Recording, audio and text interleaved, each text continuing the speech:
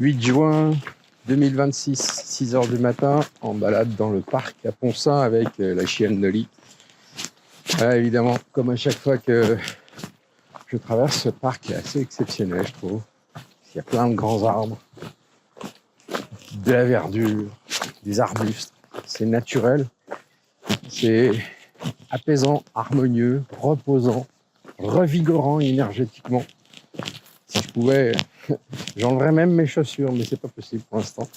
Une idée vient de me traverser l'esprit de simplement se laisser traverser sans chercher à provoquer les choses, sans forcer, se laisser traverser naturellement, non seulement par la vie, mais aussi par les souvenirs qui seraient au-delà de notre mémoire.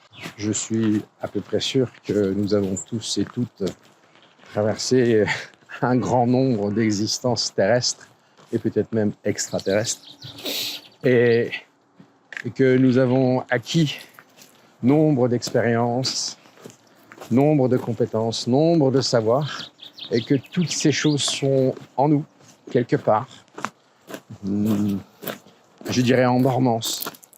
Parce qu'en fait, quand nous sommes, je dirais, dans la matière, ici-bas, sur Terre, en mode physicalité, les connaissances et pouvoirs et savoir-faire et savoir-être que nous avons pu acquérir sont en dormance. Je suis à peu près sûr que ça provient du voile de l'oubli qui est la condition sine qua non à accepter de traverser cette existence physique incarnée.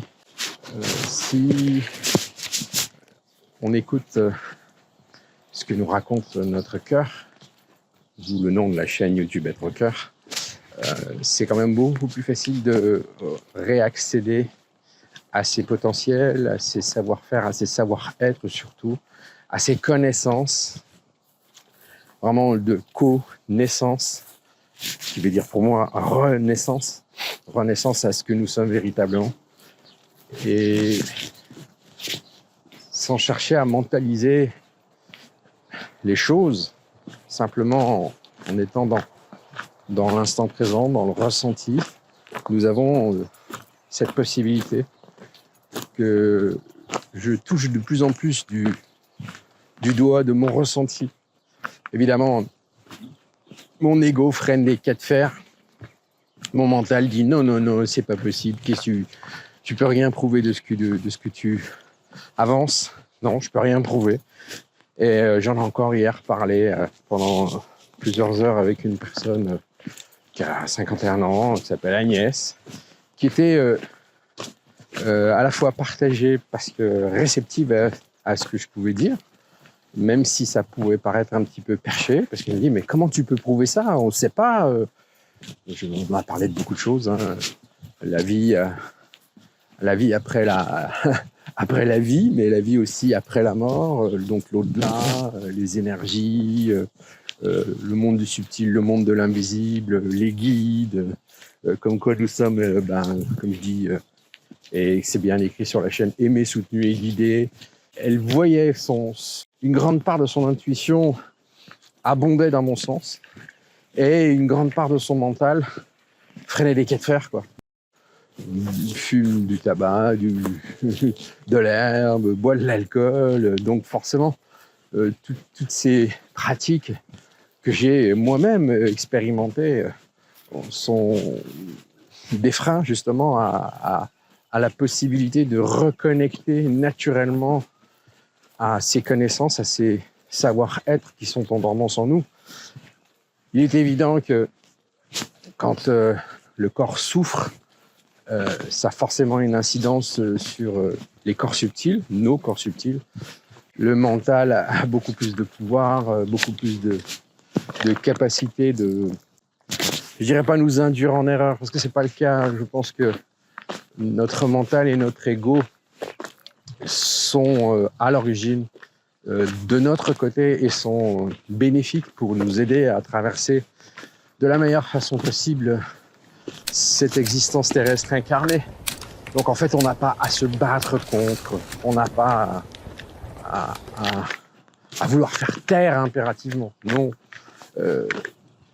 l'ego et le mental sont utiles dans une certaine mesure, mais ils ont pris une telle place prépondérante dans nos existences incarnées d'aujourd'hui que ils ont tous les deux tendance à écraser les signaux subtils que nous pouvons recevoir, qui passent par l'intuition, le ressenti, certains diront le feeling, qui est aussi la même chose en anglais, quoi, et qui sont quand même difficilement quantifiables et mesurables. Mais quelque chose me dit que plus nous avançons, plus à notre insu, le fait que d'une part la planète monte en vibration, donc forcément nous monterons aussi en vibration, plus nous sommes en capacité d'entendre, d'écouter ce qui nous est proposé. Parce qu'en fait, il y a bien deux camps, on est d'accord. D'un côté, le camp de la paix et de l'amour et de l'harmonie qui propose que nous devenions la meilleure version possible de nous-mêmes. Donc, qui nous invite et nous montre des chemins et nous dit, voilà, en ton âme et conscience, grâce à ton libre arbitre, fais tes choix. Et tout choix amène des conséquences, on le sait. Et à contrario, le côté matrice, le côté contrôle des masses, ingénierie sociale, nous dit non, n'écoutez surtout pas. C'est comme ça et pas autrement. Vous n'avez pas le choix. C'est obligatoire. C'est la loi. Et ça me fait doucement sourire parce qu'en fait, depuis notre plus tendre enfance, enfin, dans cette incarnation que je traverse aujourd'hui, j'ai 59 ans, depuis notre plus tendre enfance, nous sommes écartelés, quoi, entre ces deux courants qui sont très puissants et qui s'affrontent, l'ombre et la lumière. Mais l'ombre ne peut exister que s'il y a de la lumière. Donc l'ombre n'est que la conséquence de la lumière. Donc quelque part, réjouissons-nous de prendre le temps et d'avoir conscience que d'œuvrer sur soi nous permet de mettre en lumière certaines parties inconscientes qui sont en nous et qui ne demandent qu'à être guéries, qui ne demandent qu'à être transmutées, transformées en conscience d'une part, mais aussi en beauté, en bonté, en lumière et en harmonie tout simplement.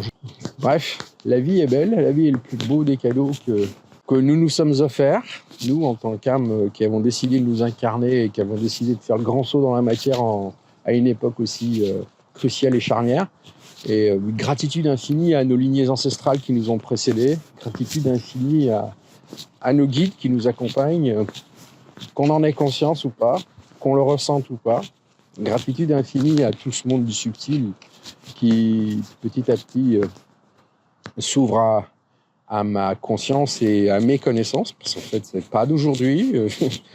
Je sentais bien des choses mais je n'arrivais pas à mettre des mots dessus, et suite à de nombreuses recherches, lectures, rencontres, soins que j'ai pu recevoir, que ce soit des soins physiques ou des soins énergétiques, ça m'a permis de m'ouvrir de plus en plus. Mais il y a aussi le fait que j'ai passé quand même beaucoup de temps à m'auto-soigner, à m'aimer, à m'offrir le meilleur sur le moment, que ce soit au travers d'exercices d'introspection ou au travers de méditation que je pratique depuis maintenant plus de 40 ans, avec des hauts et des bas. Mais bon, je fais mon bonhomme de chemin, et puis tel le colibri, avec ma chaîne, je fais de mon mieux pour permettre à tout un chacun de se reconnecter à son essence divine, à la partie sacrée d'elle-même.